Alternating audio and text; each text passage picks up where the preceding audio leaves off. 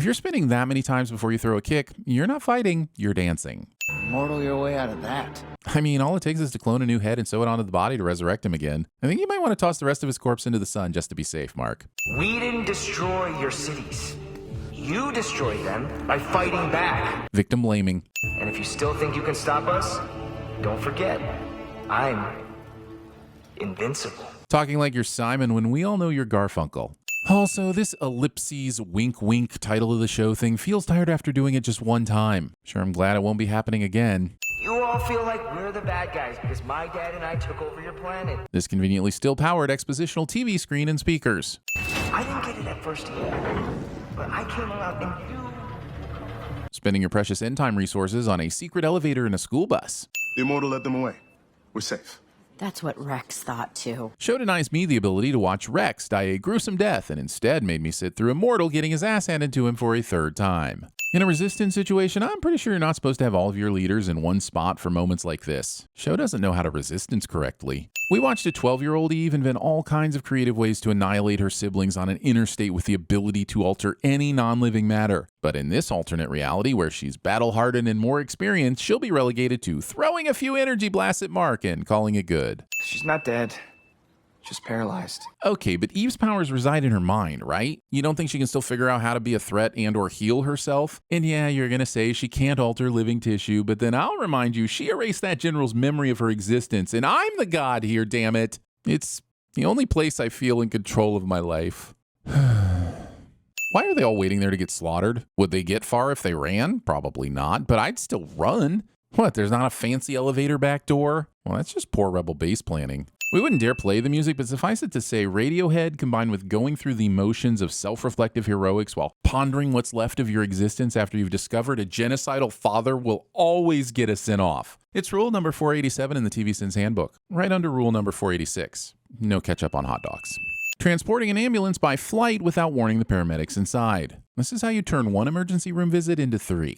The battle, the devastation, the cost in lives. More news position. We're 12 minutes in and this is our third reminder season 1 happened. We were there. Stop it. Instead, we barely gave you a concussion. That means we like you. That means you're a friend. American football. Why'd you break us out? And what do you want?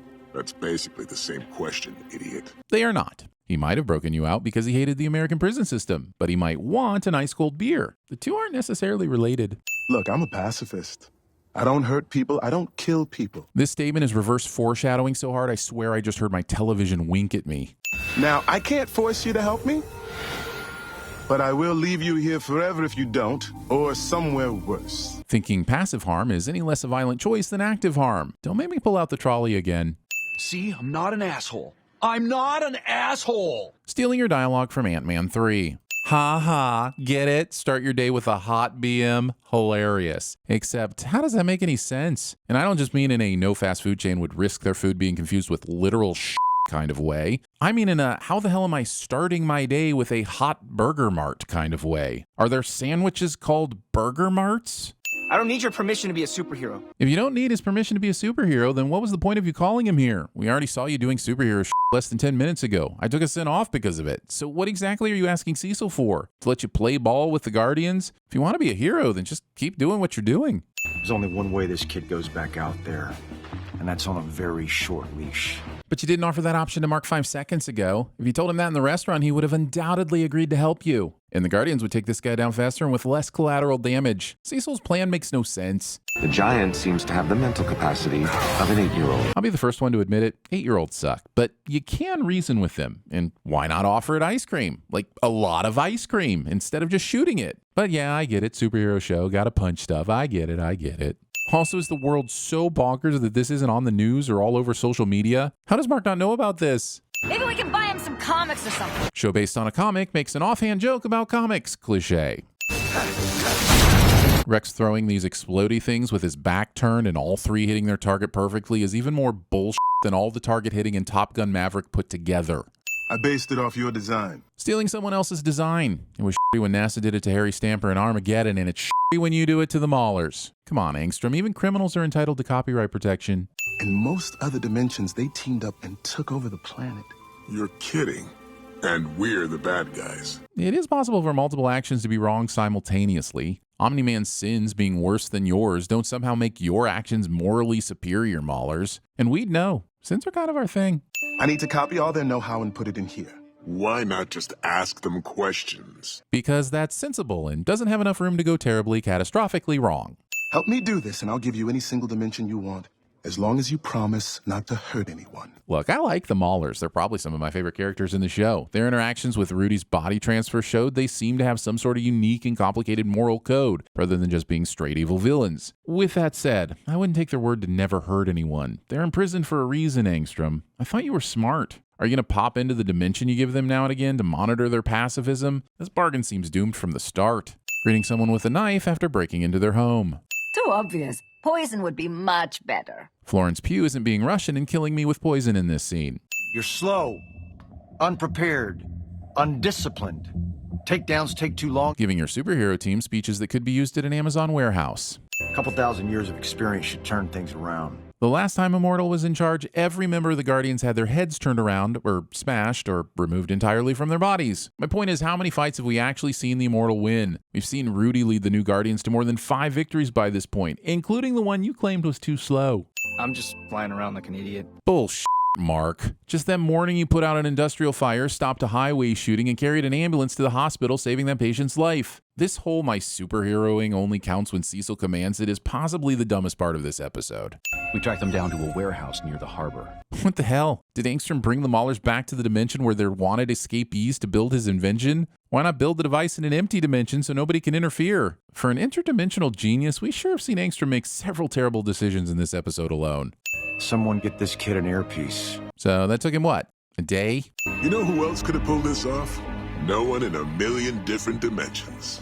Boom. Premature celebration. I am large, and I contain multitudes. If I had a nickel for every time someone quoted Walt Whitman, I'd buy something popular and not know what I was investing in. Putting your big important machine on a planet with superheroes that could stop it. Hey, shut it down, or I take it down.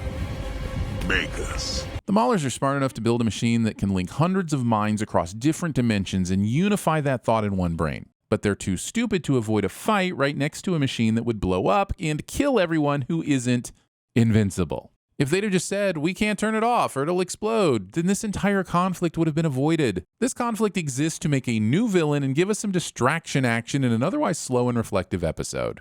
You said we were special. Hey, fights are not the place for hurting feelings. They're for hurting everything else. Muscles, joints, bones, organs, etc. You keep those feelings in check until a Russian friend can break into your house and cook you supper. I won't build my utopia with blood. Well, not with that attitude, you won't.